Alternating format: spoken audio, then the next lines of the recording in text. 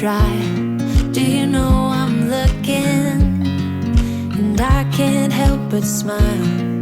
Do you know how much I love you? You put my favorite song on, I put my feet up, and we just sing along. And I can't help but feeling, just loving this moment. Can we stay here forever? I'm loving this moment. Can we stay here together? If I could stop the time, don't you know that I would? 'Cause I'm just loving this moment. Can we stay here forever? Forever, forever, forever. I watch you as you sleep. You don't know I'm looking. With you everything's complete. Do you know how much I love you? I put your favorite song on just to wake you up.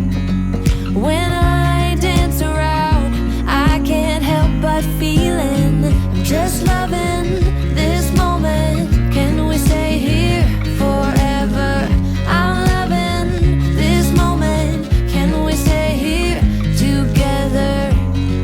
If I could stop the time, don't you know that I would? 'Cause I'm just loving this moment. Can we stay here forever?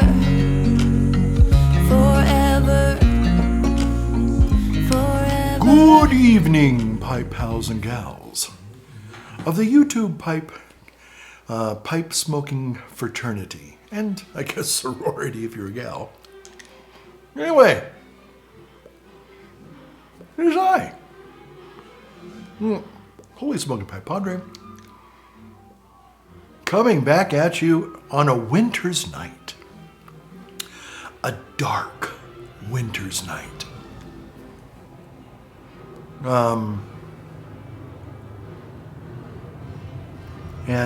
So I just thought I'd get on here and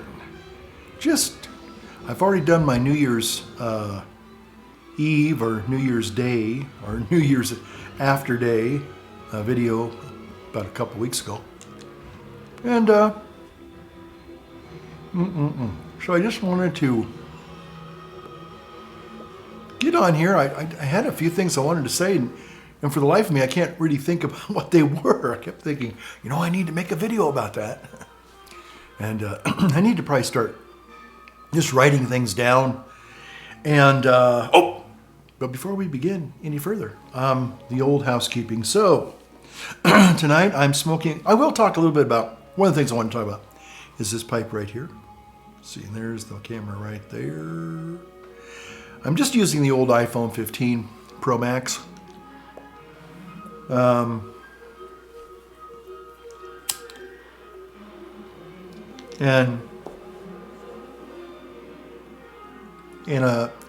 talk to you a little bit about this fun little discovery that I made. It's nothing earth-shaking, just kind of one of those things that you feel good when you go, you know what?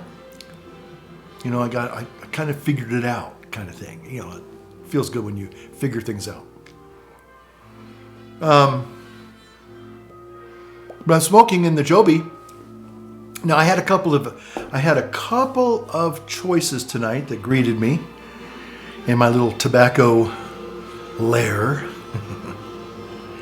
And from the lair, we had a very fun tobacco, the Carolina Red Flake. Kind of like Carolina Ghost Reaper kind of stuff, Now it's not hot or spicy like, you do like Tabasco or, Dave's Insanity Salsa. Any Dave's Insanity Salsa fans out there? Just want to know. But anyway, it kind of, it's got a little bit, I think, Perique in there, and that does tend to spice things up quite a bit, quite nicely if you like spicy kind of types of things or spicy tobacco things. And then we had this one I also had, which was another gift. This was a gift, maybe a birthday gift or a Christmas gift from a couple years ago. And this is called sweet or Saint Espresso Warped. Warped. Yes, indeed, folks. There's a there's a connection here. Yeah. Okay. Warped. Okay. But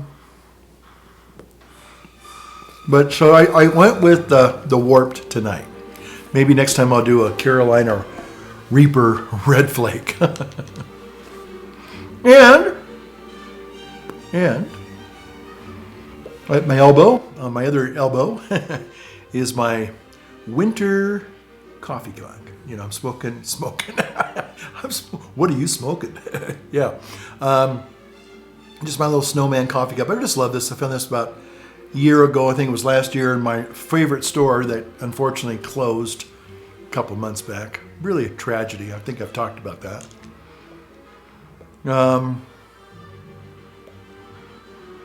There's another store, and I've done little videos, little montages from that other store area up in Truckee, and it's another Save Mart, and I really like that store. And all the people that worked at this store were fortunate to find jobs at the other store, and that's great. So, but anyway, they used to sell kind of like, when you live in kind of a resort. Let me get a little sip here.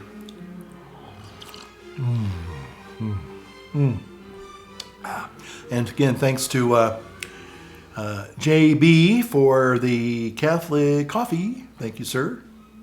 This is, I think, St. Peter's blend. But I've been enjoying those coffees for the last few weeks now.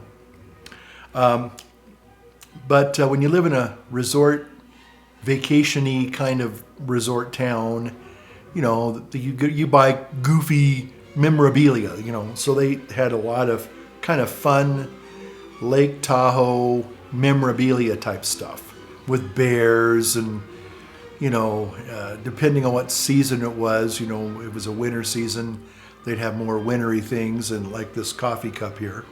And then summer, they'd have more summer type things, and then fall, fall type things. And spring, they would have springtime, things. So, I wanted to get on here and talk a little bit about, transitions. Because January, I think there are two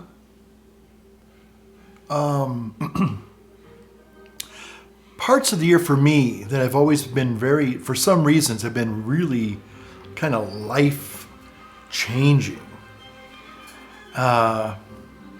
And I've been aware of one of those seasons, late October, October 30th, 31st.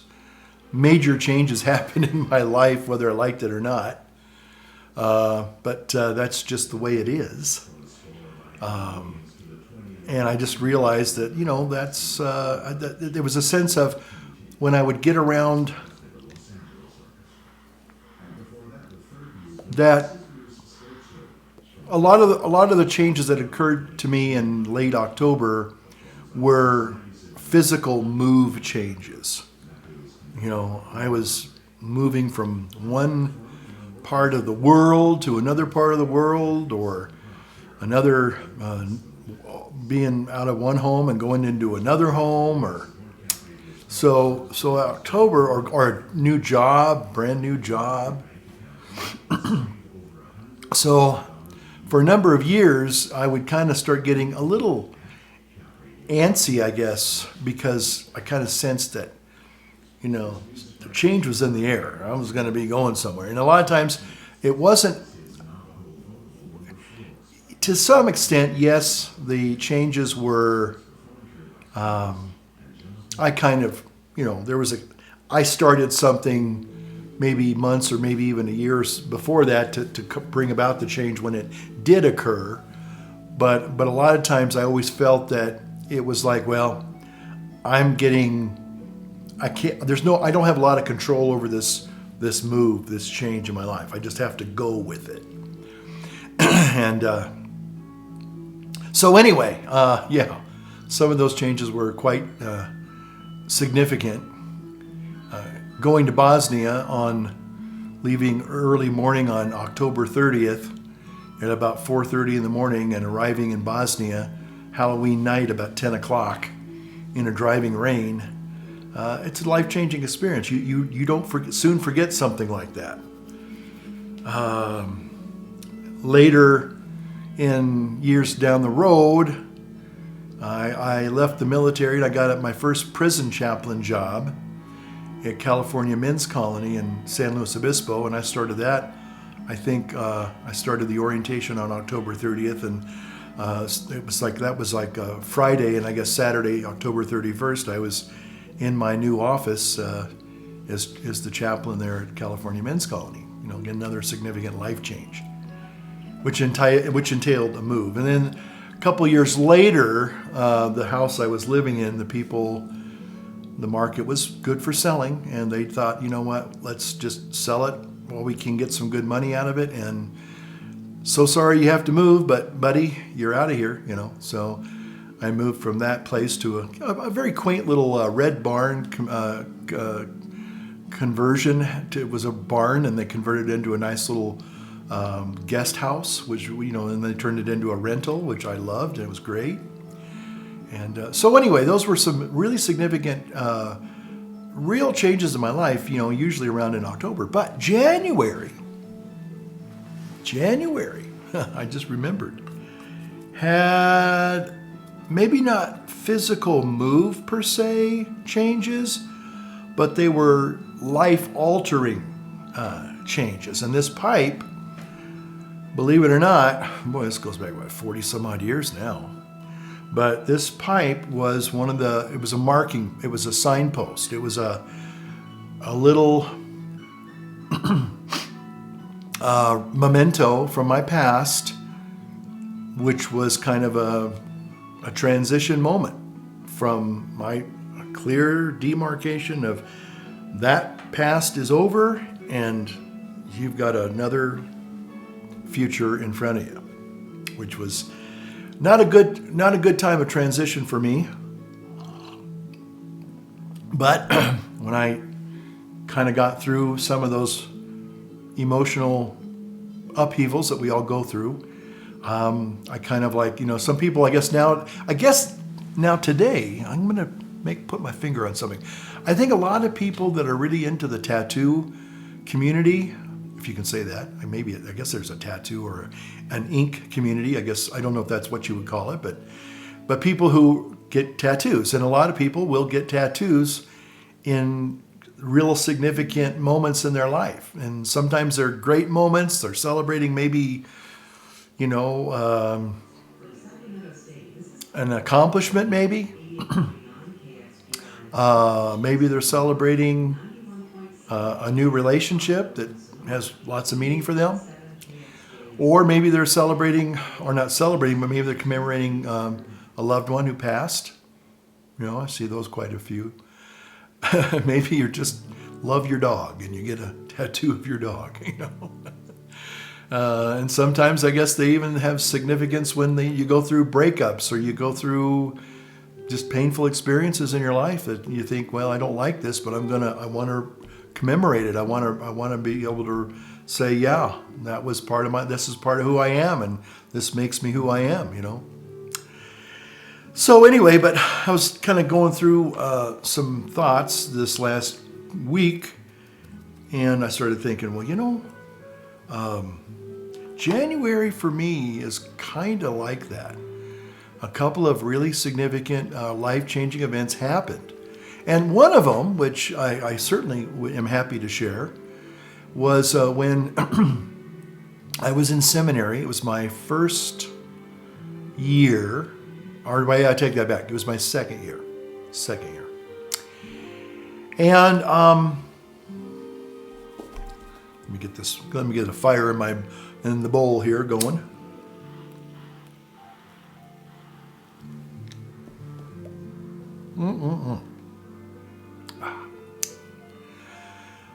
So I remember first time I got up to like 216, I never, I was always kind of a skinny kid, what they call fat skinny. And when I saw that scale, I could tell by my pants not fitting. It's like have to, hook them up that way. And is this going or not? Come on now, get going. Yeah, I just talk too much. Yeah, that's better. So, I was in seminary. I think it was like 30 or 31. 31. Yeah, I think it was 31. And so, I was in beautiful Palo Alto there, land of Thomas Edison and Steve Jobs. Didn't know that at the time.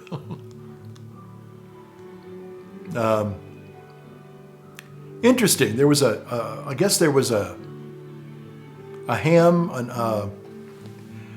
high school ham radio, amateur radio that was broadcast from Atherton High School, which was like just a hop, skip, and a jump down from the seminary. And every now and then I'd be going through this is back, before the internet that caught on. We were still waiting for both the Steves to, figure it out in their garage so they could bring us the internet. We were just waiting. But back in the day when you had old-fashioned TVs and radios, and so, you kind of go through the dial. Maybe it was push button for some, but mostly it was just that little turnstile, the little knob, and you kind of go through all the stations, AM and FM. And every now and then I'd find it was kind of quaint to hear amateur young people doing radio, and I thought that was kind of intriguing. I liked that. But Menlo Park was a nice place if you had to be in seminary, it was a real nice place to be in seminary. So I looked at that scale and I said, you know what? I can't be doing this. I've got to lose the weight. And I remember January 16th, I'll never forget, that I started eating one meal a day. It was a salad. It had sometimes it'd have a little bit of meat and cheese on it, but mostly it was just a salad. And I would eat at lunch. And then after that, maybe after I got some of my studies done, I would then go for a 2-mile run. And I can still remember the route. And then I'd come back and maybe do a little bit of calisthenics. And then I'd drink a big half gallon of water. And that was it. And I went to bed kind of hungry. Then I'd wake up the next morning and I'd kind of check the scale, and it was gradually going down. And I just remember that I did that until about May, January, February, March, April, May. So about 5 months. And I lost all the weight. It got down to about maybe 175, maybe 180, but I lost a lot of weight. For me, I gained a lot and I lost it, so I was happy about that. But that was a significant life change, and I remember that set me up, I think, for success on my pastoral year. And now I have to be honest. It's not all beer and Skittles. Actually, it was a lot of beer, because in that first couple of years in seminary, believe it or not, I was never a heavy drinker until I went to the seminary. I know that might scandalize some of you. It's not meant to do that. But unfortunately, you get introduced to, how do you say this? Well, I don't want to say the dark side, but you get to see kind of the raw, the flip side of your vocation. And again, it's not really, actually, I want to say that some people might say, wait a minute, what you're saying is, drinking and carousing and part of your vocation. Well, no, it's not. But people that I knew, they worked hard, they studied hard, but they also indulged a lot in things that were not good, just plain and simple. And for some of us, it was alcohol. Some other people, it was food. We had, I remember one guy, my last year, he was from Samoa, and he had to be close to 350. And he loved to eat. He loved him some food. And he had, I think he actually, now we all had probably little refrigerators in our rooms, so you could keep like sodas and things like that, maybe a quart of milk or something. You make cereal in the morning, you wouldn't have to go to the dining room because it's quite a hike, But anyway, this guy, his room was more like a kitchen, a working kitchen in a restaurant. And his family would come on the weekends and they would bring him food and they would cook food and they would eat lots of food. So that's how maybe he kind of dealt with his personal struggles. Mine was drinking. Lots of drinking. And at the time, I didn't quite see it. I was sort of like, well, and then I went on my pastoral year. Now, I'd lost all the weight and I was in pretty good shape. And so when I started my pastoral year, I was in a good frame of mind. I was happy. I was healthy. I was a little bit stressed out. And then about towards the end of my pastoral year, my supervisor pastor, wonderful Irish guy, Father O'Donnell, but I kind of saw, again, the other side of, maybe not the glamorous side, the side that's kind of the sad side. And I'd see that most of the priests drank heavily. One time I got into trouble, into social because, I was just a seminarian and everybody else were priests, and they'd come in to the big, meeting room, the big, rectory room there. And the bar, there was a bar there, help yourself. And I remember one time offering to make drinks for people. And again, I hadn't quite caught on to the alcohol thing. And so I would make them a drink, and I would feel awkward as I gave it to them because they look at me like, why are you making me a drink? And it wasn't like I was trying to, promote alcohol, but the unspoken thing was, you let individuals make their own drinks. And because when I would make them, I hadn't quite I hadn't crossed my own line into alcoholism. And I remember I would make kind of like, when they talked about, 2 fingers, so I would make the drink with maybe that much alcohol in the glass, and then I'd fill the rest of it up with club soda or water or whatever. And I found out later that, no, you don't do that. Even though I thought I was being hospitable and good host and all that, no. I was told, you just let whoever comes in here, they make whatever they like. And you don't ask them anything. They just, if anything, if they ask for a glass, you give them a glass. But that's about the extent of it. And I remember started seeing, and I kind of thought, that's interesting, because they'd all go to that bar quietly, and they get the big gallon of whether it was Jim Beam or, Tanqueray or whatever, and they would to the very rim, to the very top of the rim, quietly sit down and just drink their drink. And so apparently when I was trying to be hospitable, I was giving them watered down booze. Basically that's what it was. And you don't do that, okay?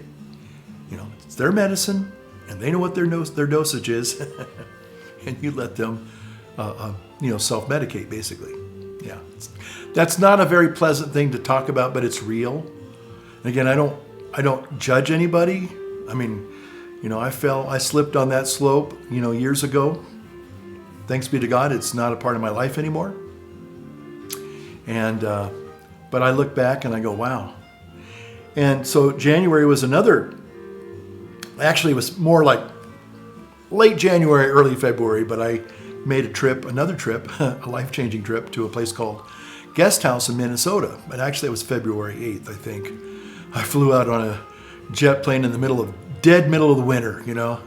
It was like, and I kind of remember I went into the airport lounge and, you know, I thought about, you know, I might as well have one more because in a few more hours I'm going to be in another place and I'd kind of started to dry out about 3 or 4 days before I got there. So, you know, I sat there and I think I just had a sandwich and a Coke and a bag of chips. Yeah, I thought about, you know, having some alcohol, but I thought, you know what? I am a pretty practical person. I mean, I'm an addict.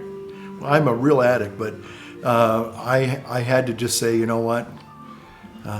You got 3 or 4 days in. You know, why don't you just keep that going? Because by the time you get to Minnesota, you know, it's going to be game over. So one more drink isn't really going to make one difference at all. So might as well show up there without being sloshed. Because a lot of people did when a lot of priests would go to this place called Guest House to get sobered up and hopefully get some help in their recovery.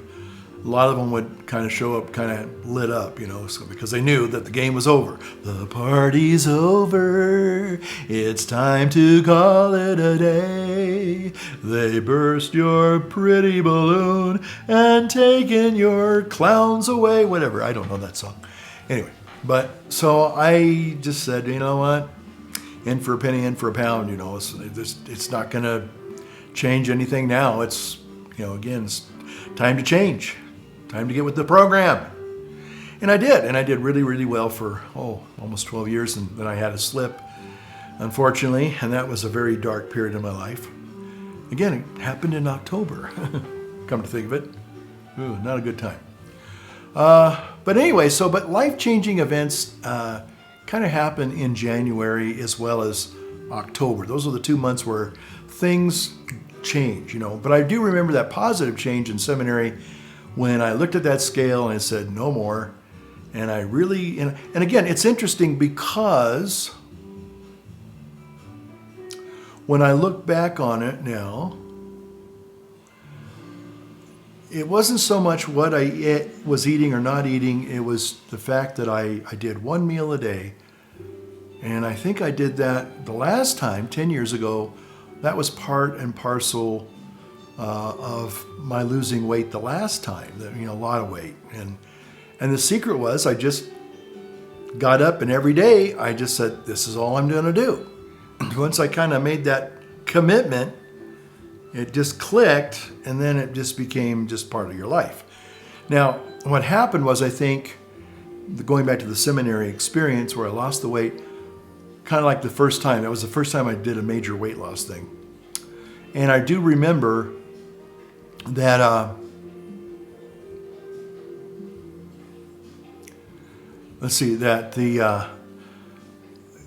what happened in May, I think it was like the end of May, close to the end of May. We were almost getting out of seminary for that summer and going back home.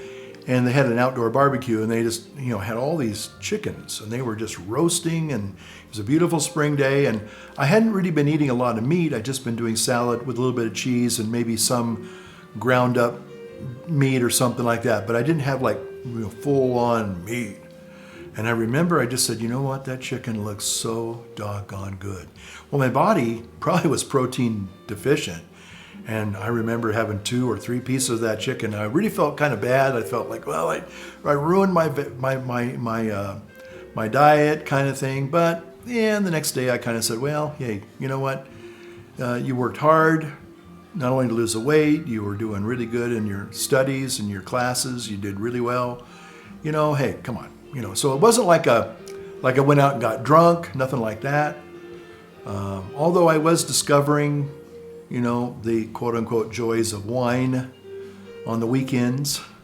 And, it was, the seed had already been planted a long time, probably when I was, a little boy, a little baby, had that predisposition for alcoholism. But anyway, hadn't gotten full blown yet. And I think the last part of My pastoral year, another year later, like I said, I was noticing, how the other Padres were drinking, and I discovered, these guys were mostly guys from Ireland, and they liked Scotch, single malt Scotch. Well, some of them like single malt Scotch. And then one guy told me, because I was starting to kind of get into the Scotch, and I remember Friday afternoons when all the work of the weekend was done.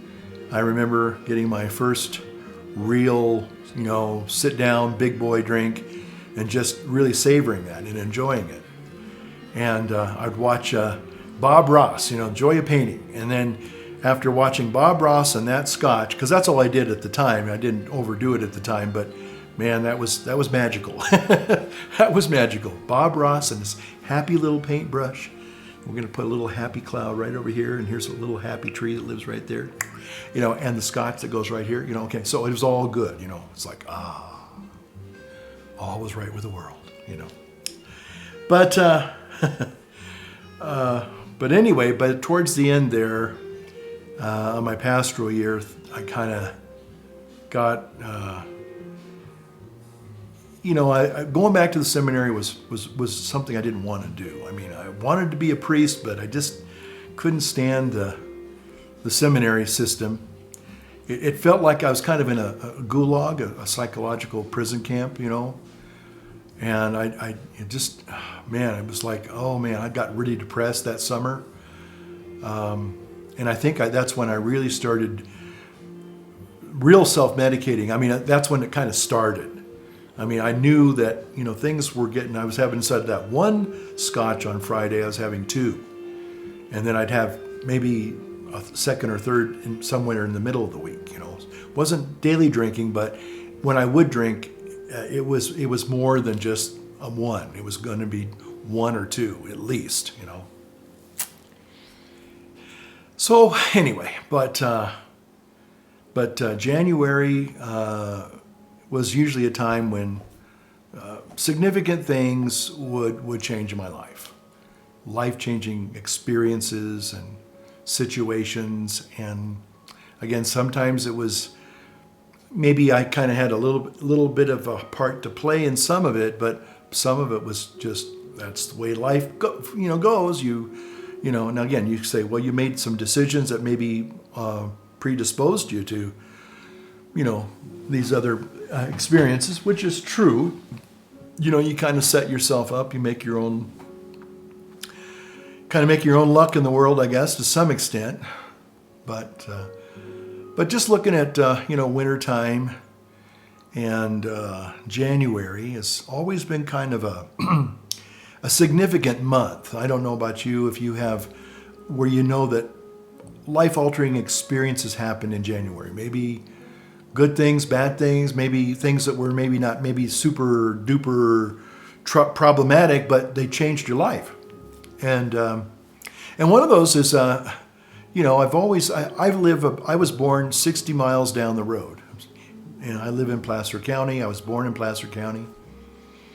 And so the snow, Tahoe, has always been part of my life. Now, because I'm not a real resident of this area per se, but I'd come up here probably once every year somebody would take me, hey, you want to go to the snow? It's like, okay. And snow for me was always magical, and I know some people have commented in my videos, they go, I sure am glad you like it because I don't like it sucks, And yeah, and I have to be honest, the last 2 years have been really extreme, and right now, we just got dumped on twice this week, and it gets to a point where it does get a little extreme, and you just kind of feel like, oh gosh, when that snow starts loading up on that roof, that's when I get really anxious. I get really scared, I get nervous.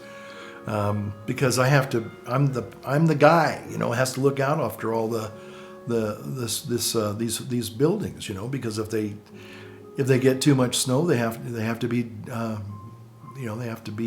de-roofed, and sometimes, well, who am I going to call? There's some people I've been able to call and they come and they do a good job. But then there've been times I've called and they said, we're booked up, we can't come. So it's like, oh my gosh. So you got to kind of stay on top of it. You got to say, well, I probably need to have somebody come and do a clearing. and it costs money. It's not cheap, but it's just aggravating. It's very, very nerve-wracking. I guess that's the best way to put it. So, we're about halfway through winter now. We got another 2.5, 3 months. Ugh. And if we get these really,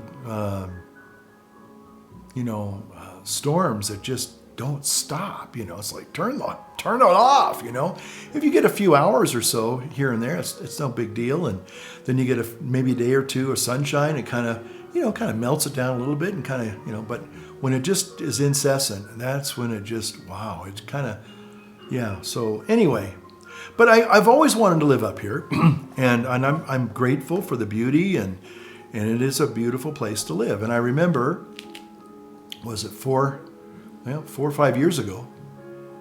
Well, was it 5 years ago? Gosh, how time flies.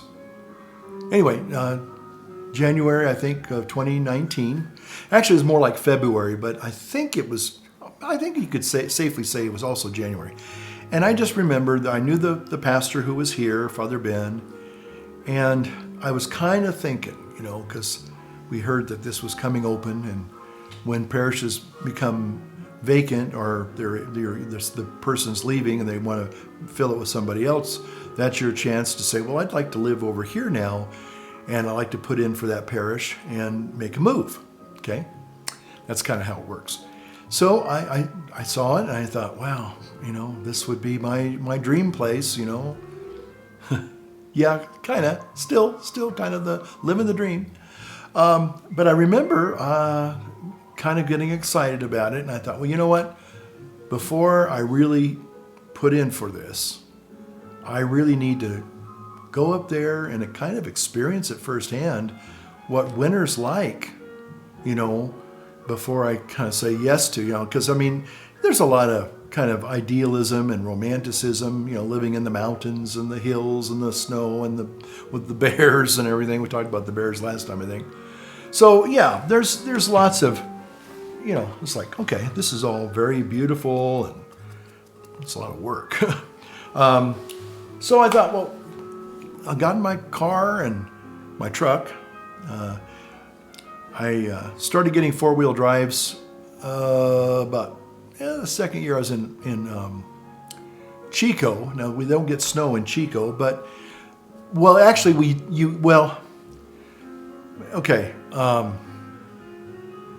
Lake Almanor and up near Forest Ranch, which is like maybe 15 minutes outside of Chico, which is fascinating. Chico's in the valley, and yet you rise like 3,000 feet, 4,000 feet, pretty quick. In about half an hour, you're up in the snow country, which was wonderful. I made a lot of my earlier videos for my homily channel, several years ago, kind of going up into the mountains and making these videos in the snow, and people would go, I thought you were in Chico. And I go, I am, but you're surrounded in snow. I go, I know. Because I was kind of moving myself psychologically there. So for about 2 years before, I was already kind of trying to become more of an alpinist kind of a person, So anyway, I remember, let's see, where was I going with that? Oh, and I remember, okay, so then I said, okay, for the real deal though, because, you get snow at that part in Forest Ranch and places like that, which is right, kind of up near Chico, but like I said, 20 minutes outside of Chico, 15 minutes, you're in the snow, which was kind of cool. But that's not really living in the snow, and that's occasionally they get some dusting and they might get a few inches and, but it would all melt off and it would be kind of like, until the next one. But to live where it really accumulates and you're living, day by day in snow country, well, it's a different thing. So I just got in my truck and drove all the way up here from Chico. And I remember the first time I drove, and you're seeing now that wasn't the real first time I drove down here, but it's very similar to the day I drove down to Tahoe City. And I just looked at how beautiful the river was. Hadn't gotten to the lake yet, but just seeing just how magical and transforming and ethereal and just all those beautiful things, heavenly, celestial, pristine, crisp and clean and all that stuff, driving, I was driving along, singing my song. Anyway, but just seeing how absolutely stunningly beautiful it all was. And one of the things that I was just absolutely intrigued by was, you notice probably if you look close enough,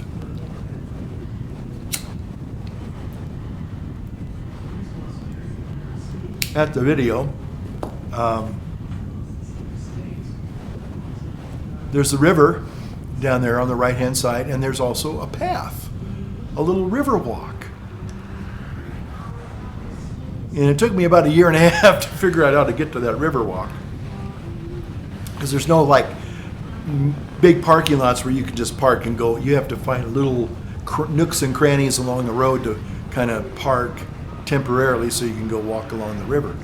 But to see a river walk in the snow along that river was just magical for me. I said, oh my gosh, this is so beautiful.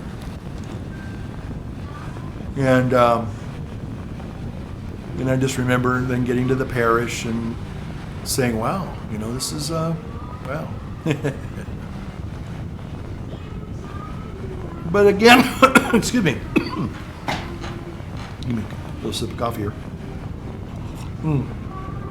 But again, just seeing this captivating beauty and thinking, okay, can I live up here? Could I really negotiate and navigate daily life? Going to the store, going to the post office, going to Carson City. That's the big, there's Truckee, but, it's a nice little small town. But if you want to, buy things like at Home Depot and Best Buy, like I do, and things like that, or maybe go out to a restaurant, your best bet's to go to Carson City, which is around the lake, about 50 miles or 45 miles. 41 miles, I guess, as a crow flies. I don't know, but on a good day, it takes you about an hour and 10 minutes. Maybe you can make it an hour if there's no road work or there's no traffic stops.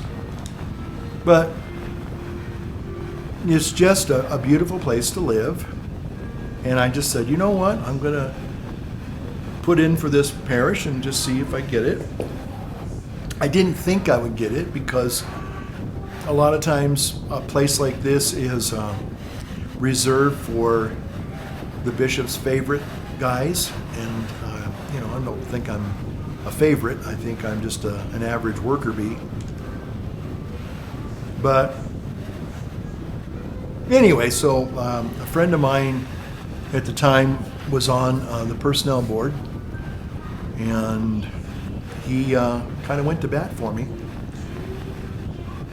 And they gave me the green light and said, okay, you want to go up there? Okay. Now I found out there's a couple of things that I have to also recognize too. They're physical things, and a lot of guys don't like the cold. They don't like snow weather. They don't like living up in the mountains. They just don't. They don't mind maybe visiting the mountains in the summertime when there's no ice and snow on the road, and it's a lot warmer, but boy, they don't want to live up here in the snow. And the other thing is we're over 60,000 feet. 60,000, yeah, right, 6,000 feet, and a lot of guys can't take the altitude because it's just the air's thinner up here. So there's a lot of guys that I talk to, and every now and then they kind of they feel sorry for me. It's like, why do you feel sorry for me? And I guess they kind of think, well, I couldn't live up there. I go, well, okay. But some people can, and some people choose to do that. So anyway, but I think the reality of where I live, even though it is challenging, especially in the wintertime, is still a blessed place to live, Again, living the dream, And it's what you make it too, you know. A lot of times people will, you know, sometimes, again, and I think this, it's not, well, I've lived in some very interesting places. I haven't lived all over the world, but I've seen a good portion of the world, I think. I've been blessed and privileged to see that. But I would just simply say that I've never had a bad assignment. Now, I know some people are going to challenge that and say, wait a minute, you had to be in the military and you were a prison chaplain and those are hard duty assignments. Well, they are. I'm not going to lie. They're not. They're not easy. But I found a lot of personal satisfaction in those harder assignments. Life experiences that I'm like going, man, I am so grateful that I got to go through that. Yeah, it was challenging, very challenging. But it kind of, almost forgot this one. This is a great one for me. Yeah, I was in Bosnia in January. January, I remember this. January, New Year's Eve. And as an Alcoholics Anonymous, as you're an alcoholic, you know, when you're going through the 12 steps, one of the steps is you decide that you're going to look at your life and you're going to get honest and you're going to make amends. So it's like, I think the fifth step, or the sixth step, fifth and sixth step. You're going to make an amends. In other words, instead of blaming everybody for your problems, you're going to realize that you were the problem and you caused a lot of people a lot of pain and suffering. And when I was living my first few years in sobriety in good old Sacramento, I couldn't do those amends. I mean, I'd start to try to write the letter to this person. Mostly they were other priests. And I'll be honest, some of them were very challenging. I think that's a very diplomatic way of saying it. We had very challenging and trying relationships. And I tried to write a letter, and all of a sudden I'd start saying, but you did this to me, and because of you said this, and because you did, you know, it's like, no, I can't do this. I just can't do this. So I was stuck on that fifth step thing. I mean, I could kind of get to a point where I could see my part in the problem, but I wasn't able to quite, you know, really let go and find that freedom, because I was wanting to say, but look what you did. And but it was interesting because on New Year's Eve, almost January 1, I was sitting there in Bosnia, and it was a winter night, kind of like this. We got snow in Bosnia, not quite as severe as it is here. You know, Germany and Europe gets good amount of snow, but it seems like they kind of got it more in dribs and drabs, and it wasn't just all this, you know, kind of like this diluvian, you know, just never stops. But I remember, you know, there's probably about 15, 20 people that I know after I got honest, I said, you know, I was not a good person. I said and did some really ugly things that I am not proud of. And I remember I was able to just, it was effortless. I didn't go back and say, well, you know, you said this to me and that's why I did this to you, or whatever. Nothing like that. I just said, you know, I am sorry for the things that I said. I regret them, and I'm so sorry that any harm came to you, or whether it was verbal or emotional, psychological, maybe physical. One guy had some books, and I just one night I was drunk. And they were like, I'm ashamed to say it now, but I gave him, you know, some money, a lot of money to cover they were like rare books. I knew that, and I kind of tore them up, and I just basically, you know, destroyed them, and then I quietly put them back in the bookshelf, knowing that someday he might look for that book, or maybe in moving he'd find it and know that, whoa, somebody, because I was really mad at this person, you know, as fellow priest. But anyway, so I remember there was probably about 20 of those letters, at least 20, maybe more. And I remember on New Year's Eve, about 9:30 at night, I walked to the old Army post office there. It was all kind of, it was all, everything was all closed up there. I think that there was a little bit of a starry night. It was still winter, obviously. And I remember as I'm putting those envelopes in that mailbox, a little voice said, "This is why I sent you to Bosnia." And I went, okay. Yeah, the Army sent me to Bosnia to be a priest and a chaplain. And that was all true. But God sent me to Bosnia so I could do that 5th and 6th step and get that behind me, and make those amends, made those necessary amends. And I'll tell you what a blessed night that was. I remember when I dropped those letters into that mailbox, I felt like this big weight, this monkey that had been on my shoulders for several years, even in sobriety, even in recovery, was gone. It was like, man, you're free now. You're totally free. And it was surprising because some of those people, and I got really nice letters back, telling me they understood, they accepted my apology without reservation. A few of them actually surprised the heck out of me because I didn't expect.